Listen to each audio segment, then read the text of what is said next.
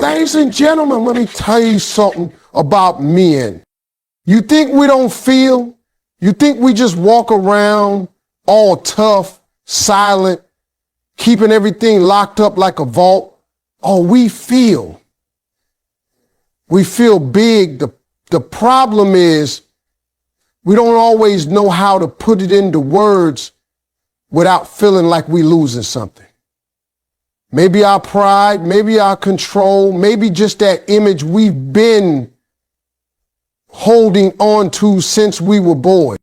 You know, the funny thing about men is that most of the time, you're trying to figure out how we feel by listening for words that never come.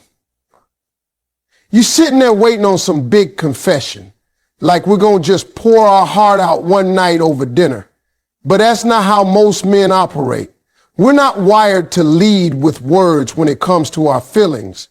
For a lot of us, actions come first, words come later, if they ever come at all. And the sooner you understand that, the easier it gets to actually know where you stand with a man.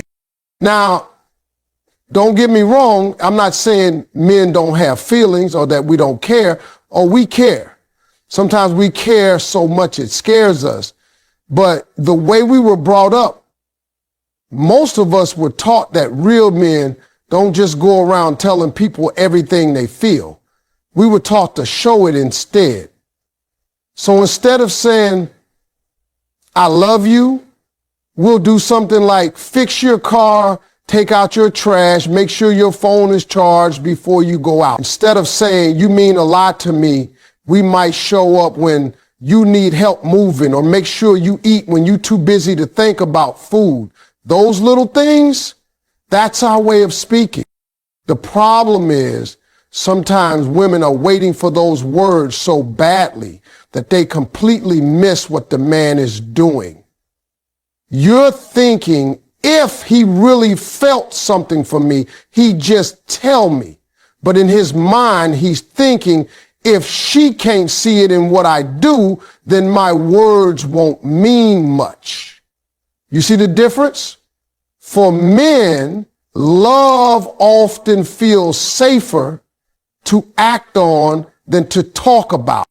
Here's the tricky part. Because actions don't come with subtitles, you might be wondering if what you're seeing is just friendliness or something deeper. That's where you got to start paying attention to consistency. Any man can do something sweet once, but a man who consistently shows up, checks on you, supports you, looks out for you, that's not just friendliness. That's emotional investment. And it's usually his way of saying, I'm in this, even if his mouth isn't forming the words yet. You also got to understand that for a lot of men, saying how we feel isn't just about opening our mouth. It's about risking a lot of things we're not sure we can handle. What if we say it too soon and scare you away? What if you don't feel the same? What if we lose control of the situation? So instead, we do the safer thing. We show you. If you recognize and appreciate those actions, it builds trust. And trust is what eventually unlocks the words you've been waiting to hear. Think about it like this. When a man starts showing you pieces of himself, whether it's through acts of service, protection, or even just being present when he could be somewhere else, that's him talking in the only language he's fully comfortable with at the moment. If you dismiss it because you want the Hollywood-style speech right away, you might miss the fact that he's already been telling you, just not in the way you expect it. So what do? You meet him in that language first. You acknowledge those actions. You show appreciation. You let him know you see what he's doing and that it matters to you. That does something powerful to a man. It makes him feel safe enough to take the next step, the verbal one. Because once a man feels like his efforts are seen and valued, those walls start to come down. And behind those walls are the exact words you've been waiting to hear A man who's serious about you is already telling you through what he does. You just have to learn how to listen with your eyes before you expect to hear it with your ears. One of the biggest mistakes people make when they want someone to open up is thinking they can force it. You can't make a man spill his heart just because you're ready to hear it. That's not how it works. If you want him to tell you how he really feels, you've got to create an environment where he feels like he actually can. And that environment has to be safe. I mean, emotionally safe, judgment-free, and real. See, most men walk around with a little guard dog in their head, barking anytime they think they might get judged or laughed at for being honest. We're trained to be careful with our feelings because we've seen what happens when we let them out in the wrong place. Maybe a man tried to open up once and someone threw it back in his face. Maybe he was told he was too sensitive or overreacting. So what does he do? He shuts it down, keeps it to himself. It's easier that way, or at least that's what he tells himself. That's why creating a safe space is so important. A man needs to know that when he's with you, he's not going to get criticized for what's going on inside his head. You can't say you want honesty and then react with anger or sarcasm the moment you get it. If he thinks telling you the truth will turn into a fight, you've already lost that battle. Sometimes safety isn't just about what you say, it's about your energy. If every time you talk, he feels like he's being interrogated, he's going to start keeping his answers short and sweet. But if he feels like he can be himself without worrying about saying the wrong thing, he'll start testing the waters with small truths. And those small truths eventually lead to the bigger ones you've been waiting for. Here's the thing. Safety doesn't mean you agree with everything he says. It means you give him space to say it without fear. You can disagree. You can challenge his ideas, but you do it in a way that keeps the door open instead of slamming it shut. Men notice that. We notice when someone listens to understand instead of listening to argue. That's when we start thinking, okay, maybe I can actually say what's on my mind here. And it's not just about listening, it's about your reactions. Let's say he tells you something vulnerable, maybe a fear he has or a mistake he made. If your first reaction is to laugh at him or make him feel small, you just told him without saying a word, don't do that again. But if your reaction is to acknowledge his honesty, to thank him for trusting you with it, that does the opposite. That tells him you're safe here. You can be real with me. Creating that kind of space takes patience. You can't expect him to go from closed off to completely open overnight. It's like coaxing a turtle out of his shell. You can't bang on it and yell, come out. You've got to wait, be gentle, and let him decide when it feels right. The more he sees that you're not going to use his feelings against him, the more he'll test the waters. And each time he does, he'll get more comfortable. Here's another piece most people miss. Safety isn't just about keeping things calm in the moment. It's about what happens after. If a man shares something with you in private, don't go telling your friends, your mom, or posting some cryptic message online. That kills trust faster than anything. He needs to know that what he says to you stays with you, unless he says otherwise. That's when he starts to see you as someone he can go to with anything. When a man feels safe, he's more likely to be honest, even about the stuff that scares him. And when he's not worried about judgment, those walls he's been building start to crumble. That's when you get to see the real person. Not just the version he shows the world, but the one he keeps hidden. And once you've seen that, you'll realize that sometimes the most powerful thing you can do isn't to demand the truth, it's to create the kind of space where the truth can walk right in. Most people think listening is just sitting there while the other person talks, but real listening, that's a whole different ball game. You can be in the same room with somebody, nodding your head, pretending to hear them, and still miss the entire message. Men know the difference between somebody who's just hearing words and somebody who's actually locked in, paying attention. And when a man feels like you genuinely listening to him, that's when he starts opening up in ways you didn't think he would. Here's the truth. We live in a world full of distractions. Phones buzzing, TVs on, people scrolling through social media while you're trying to have a conversation. That's why active listening stands out so much. It's rare these days. When a man's talking to you and you put the phone down, look him in the eye and give him your full attention. You're telling him without words, you matter. What you're saying matter. And for a man, that's huge.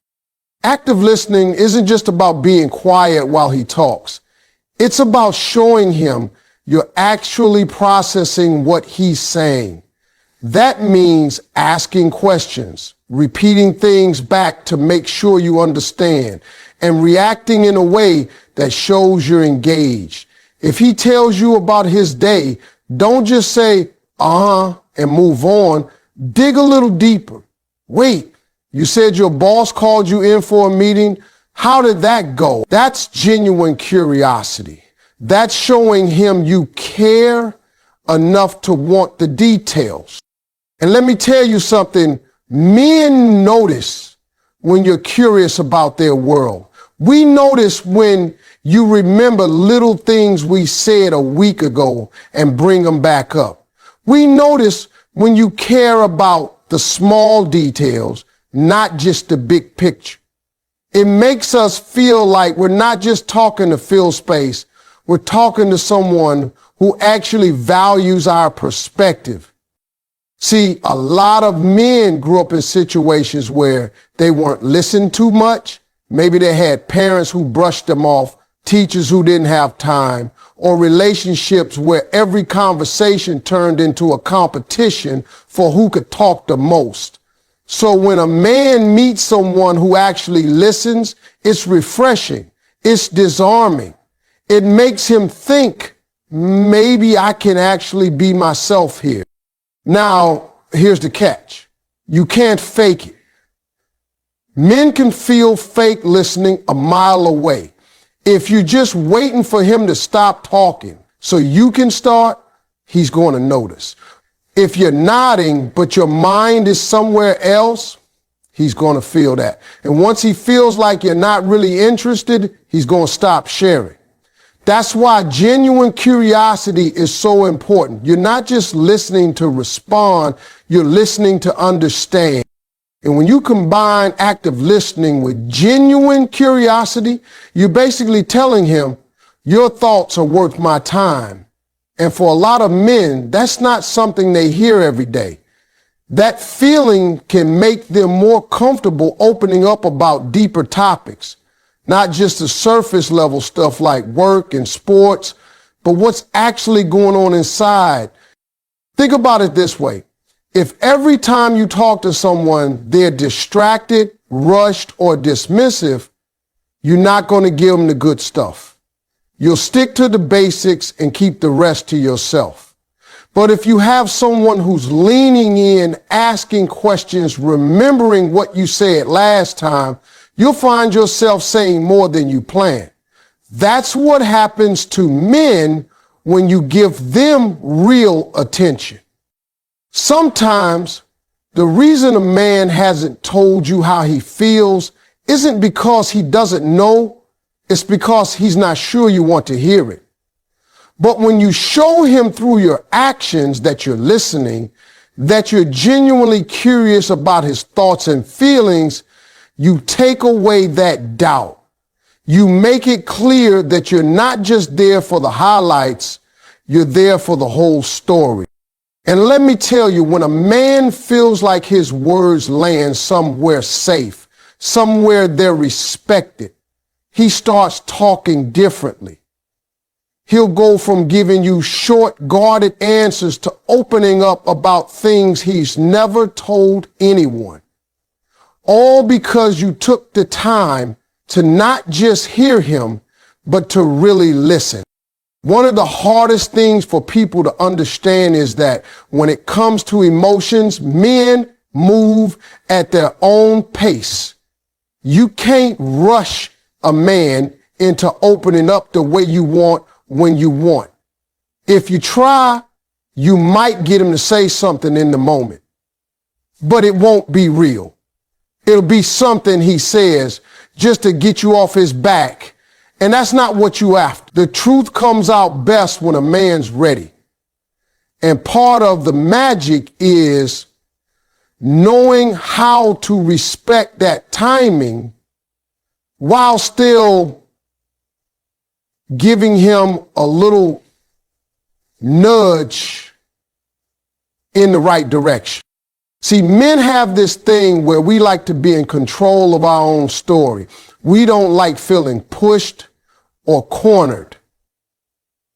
If we feel like you're prying into a part of us we're not ready to share, our natural instinct is to shut it down. That's not because we don't want to tell you, it's because we don't want to feel like we're being forced. When something feels forced, it stops feeling genuine. Now, respecting his timing doesn't mean you sit around forever just hoping one day he wakes up ready to talk. No, you can give him a gentle prompt. The key word here is gentle. You're not asking in a way that puts him on the defensive. You're asking in a way that invites him to share. Instead of, why don't you ever tell me how you feel? You might say, I really like to know what you think about this, or I'm curious how you see it. That doesn't sound like an interrogation. It sounds like an open door. And let me tell you, an open door is way more effective than a battering ram. You kick that door down with pressure and accusations, he's going to rebuild that thing with a lock, a chain, and an alarm system. But you leave it open, keep the energy calm, and he'll eventually walk through it. Sometimes it's also about catching the right moment. You can't expect deep conversations when he's stressed, distracted, or in the middle of something important to him. Timing is everything. A quiet drive, a relaxed evening, a shared activity where you're both comfortable. Those are the moments when he's most likely to let his guard down. Men often talk more when there's less pressure to make eye contact, like during a walk or while working on something together. It feels less like a formal interview and more like a natural exchange. And when he does give you something, even if it's small, you've got to treat it like gold. That's how you get more. If his timing gives you a little piece of the puzzle, you don't push for the whole picture right then. You appreciate the piece, let it sit, and trust that more will come. Pushing too hard after he's already opened up a little can make him regret saying anything. Respecting his timing is also about reading the signs. If he's pulling back, getting short with his answers, or looking uncomfortable, that's not the time to keep digging. That's when you step back, let him breathe, and show him you're not going anywhere. That patience is powerful. It tells him you're not here to force him. You're here to understand him when he's ready. And here's the thing. When a man feels like he has the space to come to you in his own time, he'll start doing it more often. He'll realize he doesn't have to guard every word because you're not going to pounce on him the second he shows emotion. That's when you start seeing real honesty, the kind that comes from a place of trust instead of pressure. So yes, timing belongs to him, but your role is knowing how to keep the door open, give the right prompt, and make him feel like he can walk through it without fear. Because when you respect his pace, you're not just getting him to talk, you're building the kind of trust that makes him want to. When a man finally starts talking about how he feels, that moment is delicate. You might not realize it, but for him, that's a risk. He's stepping out of his comfort zone, putting something real on the table and waiting to see what you do with it. That's why positive reinforcement is so important. The way you respond in that moment can either make him feel safe enough to keep sharing or make him shut that door and lock it for a long time. See, a lot of men don't grow up getting rewarded for being vulnerable. Most of us get the opposite, teased, judged, told to man up. So when we do open up, we're halfway expecting a negative reaction. We're waiting for that laugh, that eye roll, that change of tone that says, you shouldn't have said that. That's why when the reaction is good, when it's warm, understanding, and encouraging, it catches us off guard in the best way possible. Positive reinforcement doesn't mean you have to throw a big celebration every time he shares something. It's about making sure your reaction tells him, I hear you, I appreciate you, and I respect what you just did. That could be as simple as saying, thanks for telling me that, or I'm glad you shared that with me. It could be showing understanding in your tone and body language. Sometimes it's not even about words. It's about giving him that calm, accepting energy that lets him know he didn't just make a mistake by opening up. The big thing here is to avoid using what he says against him later. That's one of the fastest ways to kill trust. If a man tells you something personal and you pull it out during an argument as ammunition, that's it. He'll never give you that kind of honesty again. Positive reinforcement works because it builds trust, and trust only grows when he believes his feelings are safe with you, no matter what. It's also about recognizing the effort, not just the content. Maybe he didn't give you the big emotional confession you were hoping for, but if it's more than he said before, that's progress. Celebrate that progress. If you make him feel like every little step is worth taking, he'll be more willing to take the next one. But if you dismiss it because it's not enough, you risk making him feel like he's wasting his time. Another part of positive reinforcement is showing him how his honesty affects you in a good way. If he tells you something and you can express how much it helps you understand him better, that motivates him to do it again. Men like to feel like their actions have value. If his sharing brings you closer, tell him that. If it makes you feel more connected, let him know. That way he starts to link opening up with a positive outcome, not a negative one. You also have to be patient with the process. Positive reinforcement works over time. The more times a man has a good experience with opening up to you, the more he'll trust it. At first, he might test you with small things just to see how you react. But if every reaction is steady, supportive, and respectful, those small things turn into bigger truth. And don't underestimate the power of gratitude. Saying thank you when he shares something real might seem simple, but it's powerful. It tells him you don't take his trust for granted. A man who feels appreciated for his honesty is a man who will keep being honest. So when he gives you a piece of himself, treat it like it's worth something, because it is. Every time you respond with positivity, you're not just reacting to that one moment, You're shaping the way he sees future moments. You're teaching him that with you telling the truth about his feelings isn't a risk, it's a win. One of the biggest reasons men keep their feelings locked up is because somewhere along the way, we were taught that showing emotion makes us weak. From the time we were boys, we heard things like man up, don't cry, tough it out. That message gets drilled into us so deep that by the time we're grown, we believe vulnerability is the opposite of strength. And that's why even when we feel something deeply, we hesitate to let anybody see it. If you want a man to tell you how he really feels, you got to flip that script for him. You've got to make vulnerability feel like strength. When a man opens up to you, you can't treat it like some rare accident. You've got to treat it like a moment of courage, because for him it is. He's going against years of conditioning to hand you a part of himself that most people never get to see.